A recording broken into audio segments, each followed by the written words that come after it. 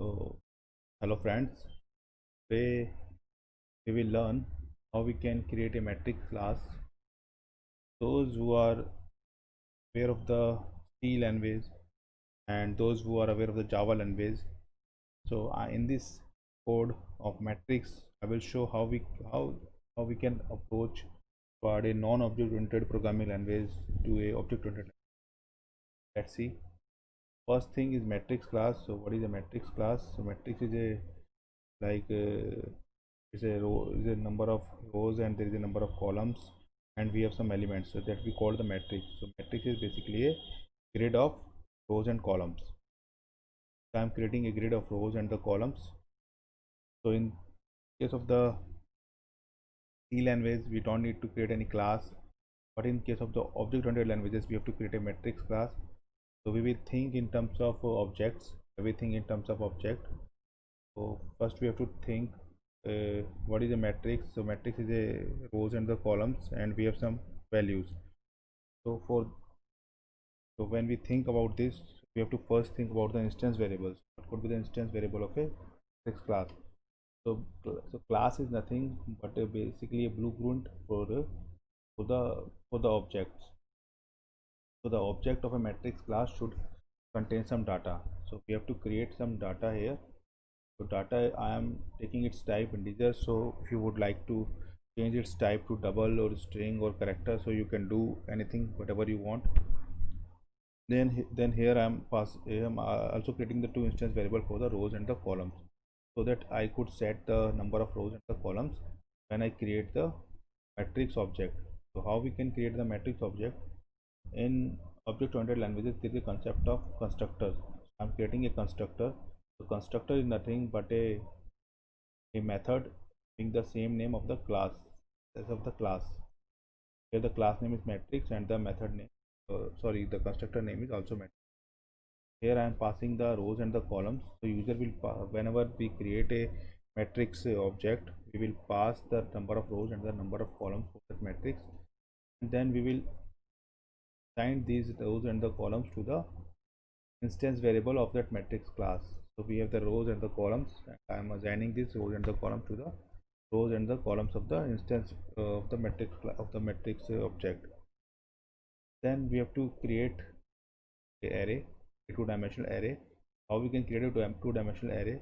Here it is a declaration. This part is for the declaration, this part for the definition. We are define a array by using the new operator. New means we are creating the object. So actually array is also an object in the Java. So new and then the type. So type here the integer, then number of rows and the number of columns. This way we can create a two-dimensional array, and all these things are private because due to the encapsulation we want to hide these data, would only allowed to access these data using the public methods. That is we called one of the properties of a object oriented language is called encapsulation. We are hiding this data from the outside world or the outside programmer by declaring all this instance variable private and only accessibility by using the getter and the setter methods. Those are the public methods. So the public methods you could access outside class. Here we have the public methods for rows, you can see, for column, for data as well. If you want to set or get the data or you get the rows, you could do by using these public methods. So the private instance variable could be used only inside the public. You can't directly access the data uh, out from the outside this class without the permission of this class. For this we are creating the we have created the public method, and here we have the matrix structure that I have discussed. Now we will see what are the operations that we can perform on a matrix class. See, we could do addition of two matrix, then we can do subtraction of two matrix. Okay, then we can do multiplication of two matrix, and there is a no concept of division of the two matrix, but there is a concept of transpose. So we can also do transpose to matrix, or we can also find the inverse of a matrix. But for this example, I am just doing the addition, subtraction, multiplication, and I'm and I want you to implement the transpose and the inverse by yourself. Let's see how we can implement the addition, subtraction, and the multiplication. So first thing we have to understand how we can create a matrix class, or how we can create a class, what are its properties, what are its instance variables. So properties and the instance variables are the same thing. Then we have to think about what are its functionalities. So in that case, we have the functionalities like addition, subtraction, and multiplication for a matrix class. Similarly, if we have a complex number, then the complex number we have the properties like the real part, then the imaginary part. For any other class you can think of, like a person class. So for a person class, the properties are the name of the person, the age of the person, its gender. These are the properties. So in object oriented languages, we have of entity.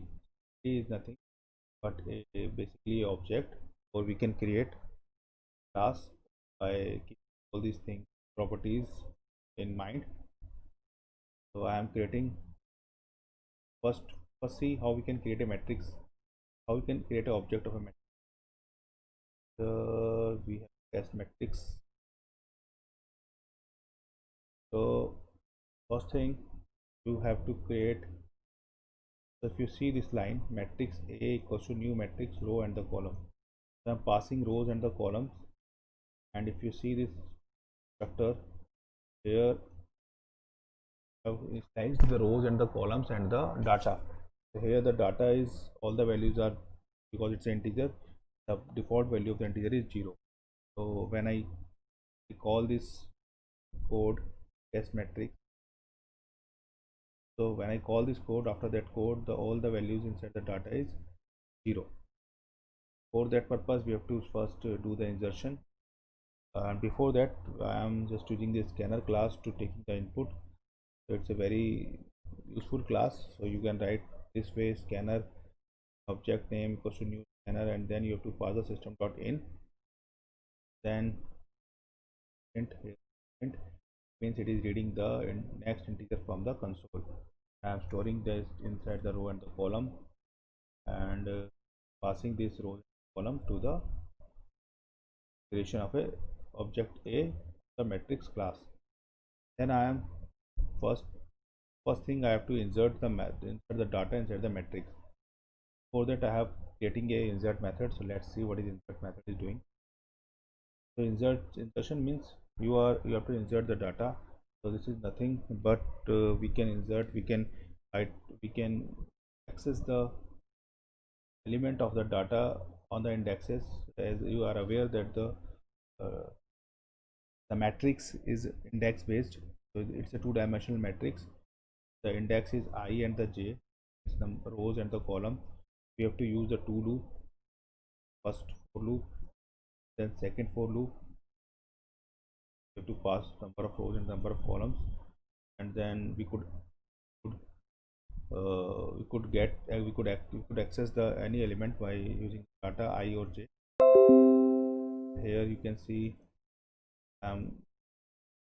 here uh, getting the data by using the method nextInt. This way we can fill any matrix. Okay, and then for insertion, then I am doing the same thing for the matrix B. Then and after that I have using the addition. So how we can see addition? Let's see. Here we have the addition. So first I have checked the number of rows and the number of columns should be same. If it is not same, if number of rows in the first matrix and the number of rows in the second matrix is not same, or the number of column in the first matrix or the number of column in the second matrix is not same, then I am going to throw a runtime exception. That is, I am printing here illegal matrix dimension. After that, what I do, I have a two matrix A and the one that is called that object. So I am getting that matrix by using this operator. Again, for loops, first loop is run till number of rows and second is number of columns. Then I am just using the function, adding both the elements, turning a new. Here I am creating the new array. New array, here is the size is number of rows and the number. Okay, then I am returning that array. Well, similarly, we have to do the same operation in the subtraction. Is the change. And for multiplication, first we have to check that the number of columns is not equal to rows. In that case, we have to find to throw the runtime exception. So you are aware of the how we can do the multiplication for the matrix. So in that case, number of rows should be equal to number of columns. Number of rows for the first it should be number of equal to the number of rows columns of the second matrix. So what I do, I have just multiplication operator and do the same thing as I do in the subtraction. Then for printing purpose, simply we use the 2 for loops, and then it's all about the matrix class. If you can run addition, subtraction, multiplication. Okay, and the transpose is you can implement the transpose and the A inverse or the inverse of a matrix. Let's run this class. We run this class, we enter the number of rows and the columns. So suppose I enter the 2 rows column, enter the values in matrix 1 2 4 5 6. Second matrix it should be 3 by 2. I have and then enter 1 3 4 5 6. So addition legal matrix dimension and 2 addition, that's fine. So again rerun this code. Sorry, rerun this. So suppose I am adding 2 by 2 matrix, 2 by 2 matrix here. I am add values are 4 comma matrix 2 is also 2 by 2. Enter value 1 or 2. You can see the addition is 3479. If I check the values here, so the first row it is row, first row first element 2 and 1 is 3. Okay, 3479. For subtraction 1011, for multiplication 8 12 19 20. Let's one more thing, that printing this in proper way. After insertion for addition, let's print this matrix. Talent. First that method print all this. First we called a dot print, then we called b dot print. Now we are able to see how these things. Okay.